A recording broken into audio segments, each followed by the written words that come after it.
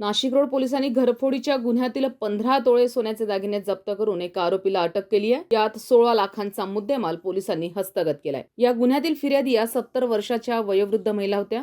चोरी झाल्यामुळे वयोवृद्ध फिर्यादी महिला आणि त्यांचे वयोवृद्ध पती यांना चांगलाच धक्का बसला होता, परंतु पोलिसांनी त्यांचे सोन्याचे दागिने आहे त्याच स्वरूपात पुन्हा परत मिळवून दिल्यामुळे वयोवृद्ध फिर्यादी यांनी पोलिसांचे आभार मानले आहेत।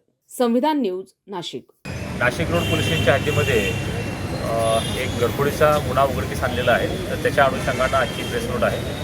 त्याच्यामध्ये 3 तारखेला एक आपल्याला गोपनीय माहिती मिळाली होती आणि त्या माहितीच्या आधारावर ही माहिती आमचे पोलीस कॉन्स्टेबल विशाल कुवर यांना मिळाली होती आणि एक त्यातला जो आरोपी आहे आता जो आपण सगळ्यांनी बघितला शुभम मोरे नावाचा, त्याचे साधारणपणे त्याच्याकडून त्याने घरफोडी केल्याची गोपनीय माहिती होती आणि त्या माहितीच्या आधारावरती आम्ही रिव्हर्स इंजिनिअरिंगसारखं काम केलेलं आहे। त्याच्यामध्ये त्याच्या आधारावरती आमच्या DBचे PSI संदीप पवार आहेत, त्यांनी त्यांच्या टीमनं त्या संबंधित आरोपीला पहिलं ताब्यात घेतलं। ताब्यात घेऊन त्याच्याकडे विचारपूस केली असता त्याने नंतर कबुली दिली की एका ठिकाणी त्याने घरफोडी केलेली आहे। घरफोडी करून तिथले जवळपास 15 तोळे दागिने जे आहेत ते चोरलेले आहेत। त्याच्यावरून आम्ही सदर गुन्ह्यातल्या ज्या फिर्यादी आहेत त्यांच्याकडे स्वतःहून गेलो। आमची DBची टीम त्या ठिकाणी गेली तर सुरुवातीला तर त्यातल्या फिर्यादी ज्या आहेत त्या 70 वर्षाच्या वृद्ध महिला आहेत, त्यांना त्या ठिकाणी त्यांच्या घरात चोरी झालेल्याचं माहितीच नव्हतं। त्याच्यानंतर मग जेव्हा आम्ही फर्दर तपास केला त्या तपासामध्ये त्यांनी देखील सांगितलं की त्यांच्या मुलाच्या वैद्यकीय उपचारासाठी त्यांनी ते दागिने ठेवले होते। त्या दागिन्यांमधून ते त्यांच्या मुलाचा वैद्यकीय उपचार करणार होत्या।